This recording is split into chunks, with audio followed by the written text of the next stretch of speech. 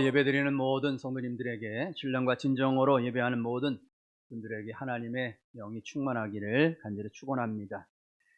저는 인생을 이야기할 때에 길이라고 하는 말로 비유하는 것을 참 좋아합니다. 왜냐하면 예수님이 나는 길이요 라고 하는 말씀을 하셨기 때문에 더 그렇습니다. 나의 인생을 살아갈 때에 내가 걸어가는 길, 어떤 길이냐 하는 것들을 구체로 생각하게 하죠. 그래서 제 이메일의 주소도 Peace Road입니다. 평화의 길이라는, 그래서 늘 길이라고 하는 그 의미를 담는 것을 늘 새기고 있습니다. 그런데 이 길이라는 것을 생각할 때 예수님이 우리에게 보여주신 그 길은 많은 사람이 가는 넓은 길이 아니라 좁은 길이라고 말씀해 주셨죠. 그런데 이 좁은 길이기 때문에 생명을 얻는 길이라 말씀해 주셨습니다. 이것이 우리에게 늘 시험거리가 되죠. 길인데 이왕이면 넓고 튼튼하고 굽힘이 없는 그런 좋은 길이 펼쳐지면 얼마나 좋겠습니까? 그런데 주님이 걸으신 생명의 길, 세상을 구원하는 길은 때로는 이렇게 좁은 길이고 아무도 가려고 하지 않는 길이라고 말씀하신 것이 우리에게 도전을 주게 되는 거죠. 그럼에도 불구하고 늘 우리는 보다 나은 구원된 삶, 하나님 나라를 이 땅에 이루어갈 때에 결코 이 길을 포기할 수 없고 외면할 수 없다는 것을 늘 생각하게 됩니다. 예수님을 사랑하면 사랑할수록 성령이 더 강하게 내 마음을 주장하면 주장할수록 우리가 내가 가야 할 그 길이 있다는 걸 깨닫게 되죠. 다른 사람은 모르고 가지 않아도 내가 가야 할 그런 분명적으로 하나님이 나를 부르셨다고 하는 그런 분명한 자각을 갖게 되는 그 길이 있다는 것을 알게 됩니다.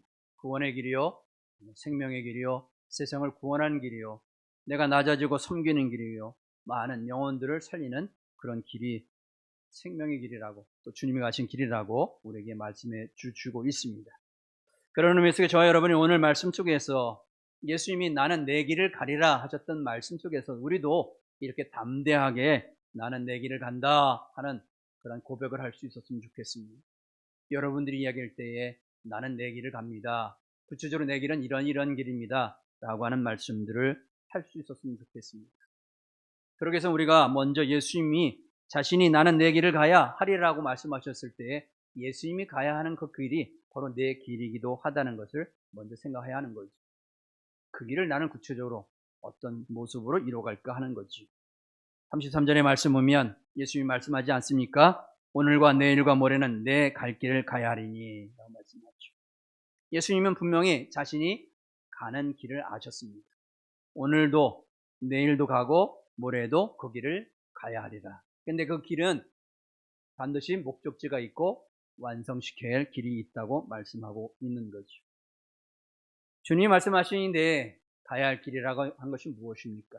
예수님 말씀하셨던 그 길, 32절에서 구체적으로 자신이 가는 길에 대해서 말씀해 주고 계세요.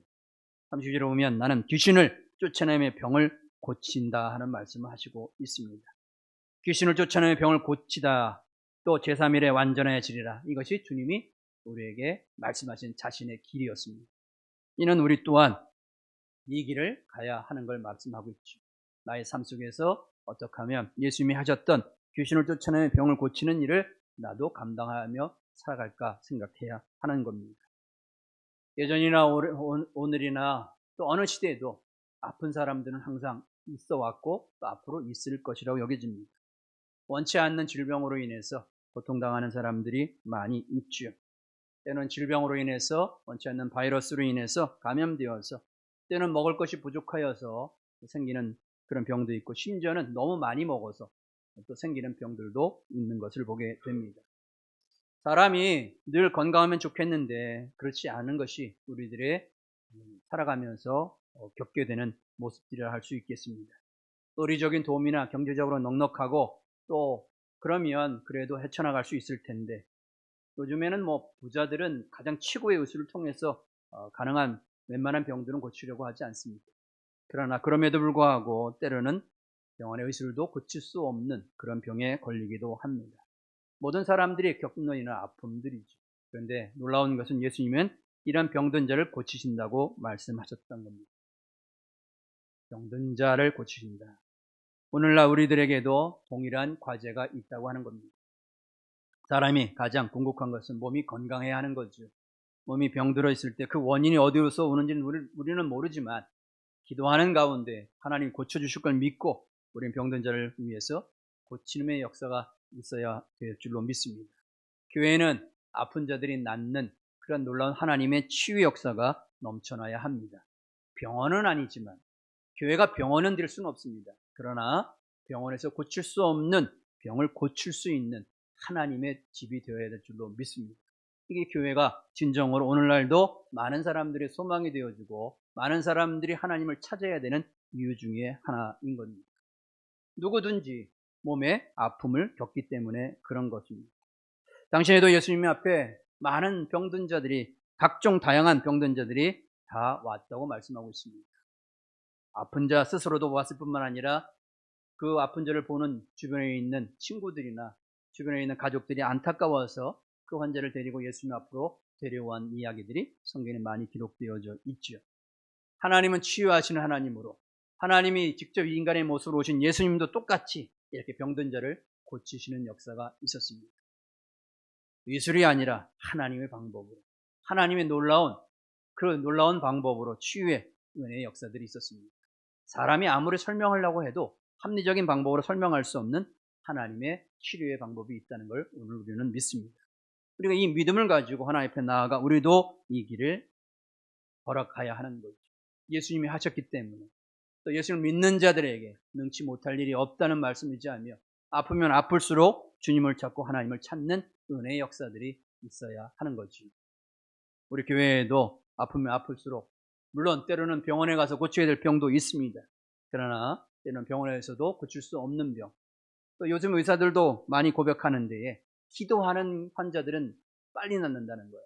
자신들이 똑같은 환자를 만나도 믿음을 가지고 하나님을 찾는 사람은 뭔가 다르다는 거죠. 병원의 의사들도 똑같은 환자들을 만나도 낫는 그 증세들이 다르다는 것은 뭔가 믿음을 가지고 하나님을 찾는 사람들에 나타나는 보이지 않는 손길들을 보게 되는 겁니다. 이것이 우리가 이 땅에서 이루어야 될 모습인 줄로 믿습니다. 교회는 끊임없이 주변을 돌아보며 아프고 병들고 연약한 자들이 누가 있는지를 찾아보는 교회, 이것이 주님이 걸어가신 길임을 알게 되는 겁니다. 우리 교회가 그런 교회 되기를 간절히 바랍니다. 여러분 기도할 때마다 누구든지 아픈 자 있으면 함께 정말 내가 아파하는 심정을 가지고 함께 기도하는 그런 교회가 되어지기를 원합니다.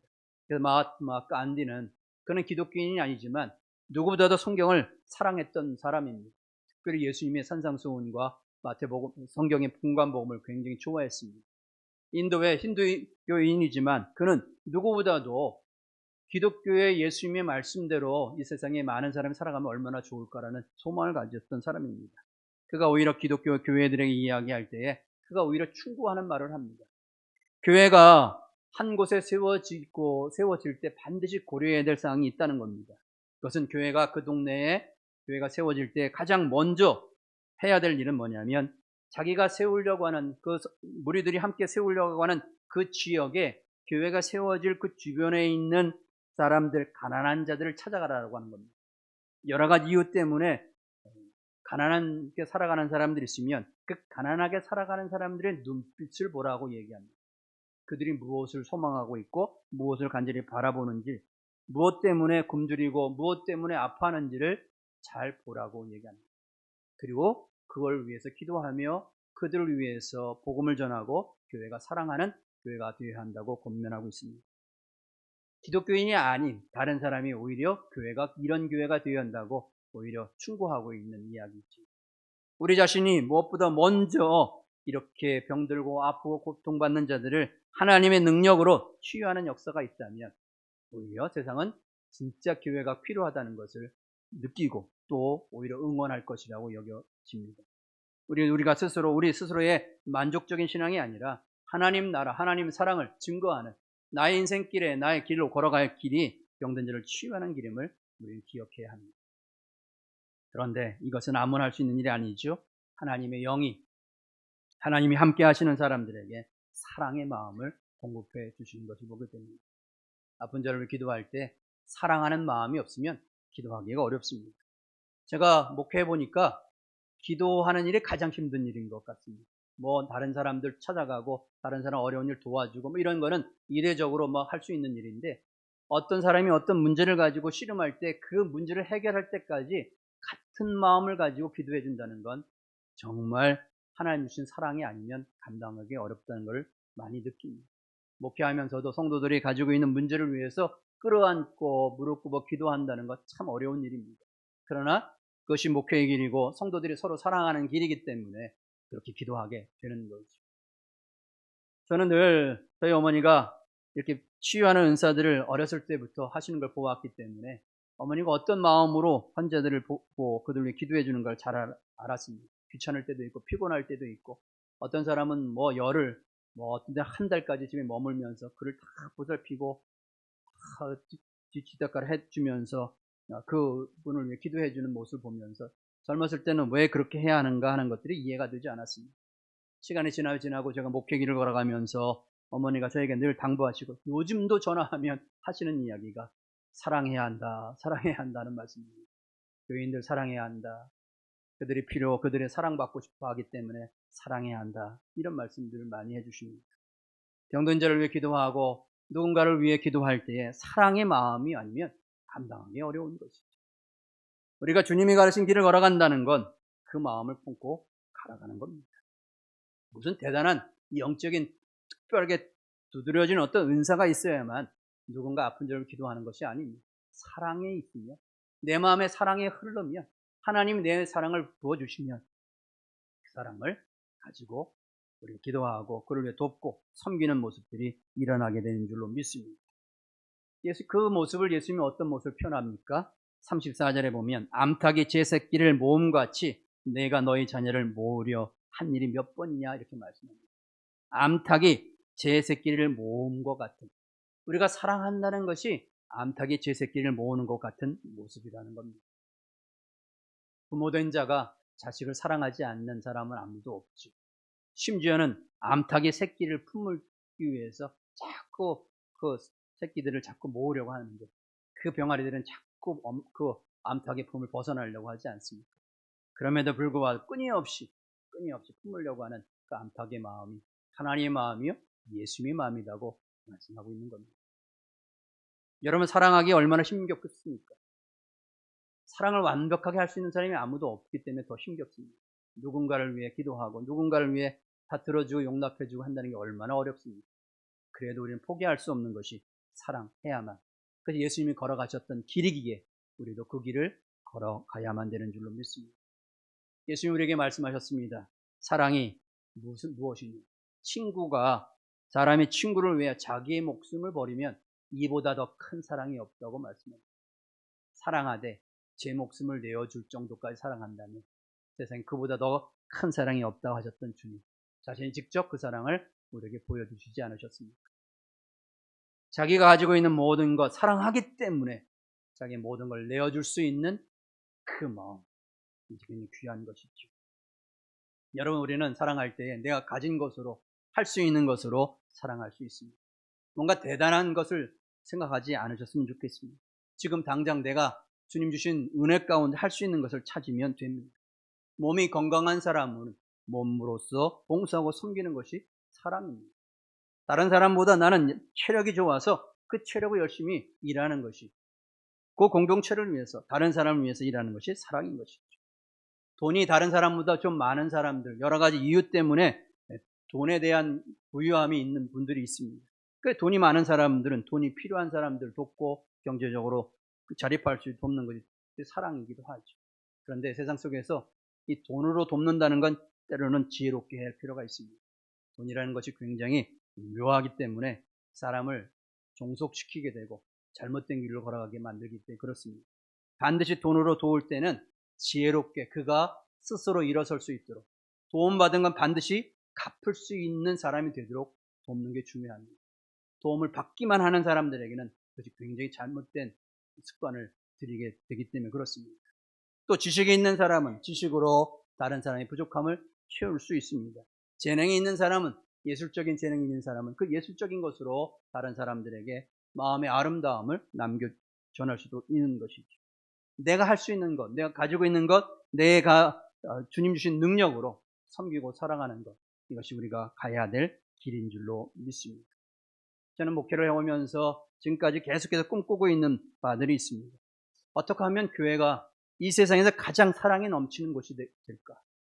정말 예수님이 우리에게 보였던 것처럼 세상에 가장 사랑이 넘치는 곳이 교회다 하는 것이 세상 사람들에게도 우리 스스로만이 아니라 세상 사람들이 그렇게 인정하는 교회가 될 수 있을 것입니다. 이 지역에서 우리가 함께 살고 있는 곳에서 가장 사랑이 넘치는 곳이 교회다. 야, 한인 연합감리교회가 크고 뉴올리언스에 있으니까 이 지역에서 많은 사람들이 야, 그 교회가 사랑이 넘치는 교회야. 이런 이야기를 들을 수 있는 교회가 어떻게 하면 가능할까? 저는 늘 꿈꾸고 바라는 바이기도 합니다. 다른 일보다 연약하고 부족한 이들이 교회에서 사람 대접받는 곳이 되어야 합니다. 다른 곳에서 인정하지 않는 사람이지만 교회에 와서만큼은 난 하나님의 자녀다고 하는 그 정체성이 온전히 인정받을 수 있어야 하는 것이죠. 또 여러 가지 이유 때문에 어려운 분들이 있으면 함께 기도하며 도울 수 있는 방법을 함께 찾아보는 것도 중요합니다. 이제 교회가 사랑의 공동체요. 이 땅에 주님께서 이 땅에 성령의 능력으로 세웠던 교회의 아름다운 모습인 줄로 믿습니다. 여러분, 그런 교회 얼마나 멋지지 않습니까? 여러분, 이런 교회 한번 이루고 싶지 않습니까? 야, 우리가 함께 섬기는데 야, 우리 스스로가 너무 사랑에 감격스러워서 야, 이사 가고 싶지 않다 이런 마음 드는 이런 교회 꿈꾸고 싶지 않습니까? 지난해 우리 교회 외벽 페인트하고 또 대청소하고 그럴 때에 우리 권호수 원사님하고 그래도 가까이 시간을 보낼 때가 있었습니다. 원사님이 이렇게 지나가다가 얘기하시는 것이 이 교회 뒤에 주차장에 보면 그 뒤편에 큰 건물이 있는데 그 건물을 가리키면서 그 건물이 아파트라고 얘기하십니다. 예전에 한때는 이 아파트를 우리가 구입해서 어렵고 힘든 분들 이곳에 살면 좋겠다 이런 생각을 한번 하셨다는 거예요. 야, 그런 기특하고 좋은 생각을 하셨느냐고 그랬는데 그 얘기를 주변에 나눴더니 뭐 반응이 별로 없었대요, 주변 사람들이. 그래서 그냥 생각으로만 끝나고 지가 이루지 못했다 이런 얘기를 하셨어요. 얼마나 그것이 이루어졌으면 얼마나 좋았을까요? 그냥 생각이 아니라 그 생각을 같이 동조해주고 야, 우리 그거 가능하지 않지만 기도해보자. 하나님 어떻게 하실지 모르니까 기도해보자. 할 때면 오늘날 지금은 달라지지 않았을까요? 뭔가 다른 모습은 이루어지지 않았을까요? 우리가 세상적인 방법이 아니라 하나님이 하시는 방법이 사랑의 능력이라면 우리는 불가능한 것을 가능하게 만드는 능력이 하나님으로부터 오는 줄로 믿습니다. 우리의 생각은 그게 어떻게 가능할지 방법을 생각하지만 하나님을 찾으면 하나님께서 그 길을 열어 가실 줄로 믿습니다. 저는 요즘도 계속 교회에 오면 야, 어떻게 하면 이 교회가 주일날 한 번 예배 드리는 곳으로만 사용되어 있는 것이 너무 안타깝다 이런 생각을 많이 합니다. 어떻게 하면 주중에라도 그래도 하루에 한 끼 정도 함께 밥 먹는 같이 먹는 그런 관계를 이룰 수 없을까? 또 주변에 좀 더 가까이 오셔서 사시면서 함께 사랑의 관계를 이루며 살아가면 얼마나 좋을까? 어떻게 그것이 가능할까? 늘 기도하고 있습니다. 이 앞에 보이는 이 내 채에 있는 집들을 야, 이걸 다 구입하면 좋겠다. 이런 생각들도 많이 합니다.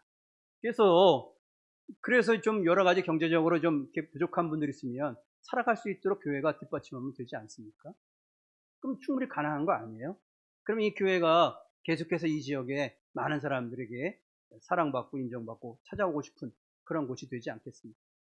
아마 이미 그것이 만들어졌으면 우리 권원수 권사님 이사가 안 가려고 할 겁니다. 그렇죠? 볼 수 있습니다. 아파트 값이 너무 비싸니까 좀 그 방법 찾으려고 자꾸 다른 데 생각하는데 이것이 이미 있으면 가능한 거죠. 왜 우리는 안 돼요, 그게? 교회가 하면 되잖아요. 성도들이 마음을 합하고 서로 형편을 헤아리면서 서로 도우려고 하고 내가 가진 것을 가지고 하나님 영광을 나타내려고 하면 불가능한 일이 어디 있겠습니까? 우리를 통해 이루실 놀라운 일. 예수님은 십자가 지심으로써 세상을 구원하셨는데 우리도 내가 짊어지고 나눌 십자가가 있다면 그를 통해 영광을 나타내는 것이 아닐까. 한번 생각해보고 기도해보았으면 좋겠습니다. 또 예수님은 오늘과 내일 계속해서 걸어갈 길이 있다고 하는데 병든 자만이 아니라 귀신을 쫓아내시는 일이라고 말씀합니다. 여러분, 이 귀신이 참 고약합니다. 사람의 생각을 빼앗기 때문에 그렇습니다. 제정신이 아닌 쓸데없는 생각을 만들게 합니다. 사람과 사람 사이를 갈라놓고 비난하고 유혹하고 넘어지게 만드는 생각, 귀신이 주는 생각들이기 때문에 그렇습니다. 예수님은 귀신을 쫓아낸다는 건 뭐냐면 사람이 하나님의 사람으로 하나님의 말씀대로 생각하게 만든다는 겁니다. 그 사람이 무엇인가 생각하는데 하나님 말씀에 어긋나지 않는 하나님이 기뻐하시는 생각을 갖는 그것이 하나님의 영으로 충만한 성도들이 갖는 모습이라는 거죠. 귀신이라고 해서 뭔가 신기하고 뭔가 이상한 그런 우명한 것만이 아니라 실질적으로 우리의 삶 속에서 우리의 생각을 빼앗아 만드는 마귀의 전략이 있습니다. 하나님의 말씀이, 하나님의 영이 우리를 가득 채우면 온갖 이념과 온갖 습관과 온갖 생각의 차이를 뛰어넘어서 하나님의 마음으로 우리는 새 사람이 되어줄 수 있는 것입니다. 귀신을 쫓아낸다는 것이 하나님의 사람으로, 하나님 주시는 말씀의 사람으로 거듭난다는 말씀인 줄로 믿습니다. 우리가 이 일을 하고 가려면 소명의식이 있어야 합니다. 끊임없이 우리가 걸어가는데 하나님 주신 말씀으로 하나님 부르실 때까지 살아간다면 하나님이 내가 왜 이 길을 걸어가야만 하는가? 때로는 이 길이 쉬운 길이 아니기 때문에 좁은 길이고 포기하고 싶은 마음이 드는 길이기 때문에 반드시 이 길을 걸어가야만 한다는, 꼭 내가 이 길을 가야 한다는 그 이유가 분명해야 합니다. 내가 왜 예수를 믿어야 하는지 그 흔적이 분명해야 합니다. 내 삶 속에, 내 인격 속에 분명히 나는 예수님을 이렇게 믿는다고 하는 고백이 있어야 합니다. 그것이 없으면 우리는 조금만 시험이가 어려우면 넘어지게 되어 있습니다. 이 길을 포기하고 딴 길로 가고 싶은 마음이 찾아오게 되는 겁니다. 그게 소명의식이라고 얘기해요. 하나님이 부르십니다. 왜 하나님이 나를 이 뉴올리언스로 부르셨는가? 뉴올리언스에 있는 많은 사람들이 있는데 그 중에 왜 뉴올리언스 한인연합감리교회에 오게 하셔서 예배드리게 하는가? 그 이유가 뭔지를 알아야 돼요. 나는 왜 이곳에서 함께 정말 함께 살아가기 없고 사랑하기 힘든 사람을 사랑해야만 하는가? 그걸 이유를 찾아야 돼요. 그렇다면 우리는 내가 사랑할 수 있는 사람만 사랑해요. 좋은 사람만 사랑하려고 해요. 내가 감당할 수 없는 사람은 다 멀리하려고 해요. 그러나 하나님이 내게 이곳을 보내고 살아가게 하시고 오늘도 하나님의 백성으로 살아가게 한다면 여기에는 이유가 있을 거라는 겁니다. 이게 분명히 하는 거예요. 지금 은퇴하신 원로 목사님이신 김의중 목사님이라는 분이 계십니다. 예전에 서울에 한국의 작전동 교회를 섬기셨던 분인데 이분은 팔뚝에 십자가 무늬가 있습니다. 이걸 뭐로 했냐면 자신이 예수님 만나고 그 예수님의 만난 그 사랑이 너무 감격스러워서 그 주님 만났던 그 기억을 잃어버리지 않기 위해서 당시만 해도 연탄을 떼던 때였는데 연탄재를 달구는 집게를 가지고 월겋게 데워서 자기의 팔에다가 십자가 모양을 내었다고 합니다. 살을 떠오면서 나는 잊지 않겠다. 내가 예수를 믿는 이유가 이것이다. 십자가 문신이 자기 팔에 새겨져 있었다고요. 평생 그는 자신이 내가 왜 예수를 믿어야 되고 복음의 일꾼이 되어졌는지, 왜 성도를 사랑해야 했는지 늘 십자가를 보면서 자기 새겨진 십자가를 바라보면서 우리가 이 길을 걸어가는 그 이유를 찾았다는 거예요. 여러분들도 왜 내가 이 길을 가는지, 왜 내가 이곳에서 예배하는지 그 길을 찾을 수 있기를 바랍니다. 이게 불분명하면 우리는 늘 바람에 흔들리는 겨와 같은 거예요. 이리저리 부는 대로 우리 인생은 그렇게 흘러가게 되어 있습니다. 그러나 분명한 것은 믿음 가운데 바로 서게 되면 하나님의 사람으로 굳게 서는 줄로 믿습니다. 중요한 것은 주님이 이 길을 걸어야 돼 끝까지 가라고 완성시킨다고 말씀하고 있습니다. 순종의 길이지요. 병든 자 귀신을 쫓아낼 뿐만 아니라 주님이 남으신 길은 십자가의 길이 있었습니다. 더 큰 사랑. 한 사람 한 사람이 아니라 온 인류를 구원하는 그 사랑의 길이 있었습니다. 그런데 이 길을 걸어가는 것이 참으로 어려운 길이었고 심지어는 가까이 오늘 말씀 31절에 보면 오히려 헤롯과 또 바리새인들이 찾아와서 헤롯이 당신을 죽이려고 하니까 어서 이 동네에서 이 길에서 도망가라고 이야기하고 있습니다. 헤롯이라고 하는 정치 지도자가 오히려 예수님을 돕는 것 같이 얘기하지만 사실은 반대하는 이야기입니다. 이곳에서 정치적으로 소란스럽게 하지 말라, 사람들을 선동하지 말라, 이렇게 사람들을 하나님의 사랑으로 유혹하지 말라 이렇게 이야기하는 것이죠. 그러나 예수님은 전혀 흔들리지 않습니다. 그 길을 걸어갈 분명한 길을 말씀하고 있는 거죠. 여러분 우리가 내가 가야 할 그 길을 걸어가는데 외부의 적들이 있습니다. 주변에 우리를 반대하는 세력들이 항상 있기 마련입니다. 여러 가지 이유를 대면서 반대하게 되죠. 그런데요, 그 반대는 외부에만 있는 것이 아니라 내부에도 있습니다. 내가 가야 되는데 그 길을 가로막는 가장 가까이에 있는 그런 사람들이 있다는 것을 우리는 알아야 합니다. 예수님이 십자가의 길을 가야 한다고 말씀할 때 가장 먼저 들고 일어나 반대한 사람이 누굽니까? 베드로입니다. 내가 십자가에 지고 예루살렘에서 죽은 후에 3일 후에 다시 살아나리라는 말씀을 때 베드로가 가장 강력하게 반대했습니다. 마태복음 16장 22절에 보게 되면 베드로는 예수님이 그 길을 걸어야 한다니까 그가 이렇게 이야기합니다. 주여 그리하지 마옵소서. 이 일에 결코 주에게 미치지 아니하리라 이렇게 말합니다. 고난의 길, 십자가의 일, 그건 주님이 걸어가실 길이 아닙니다. 얘기한 거죠.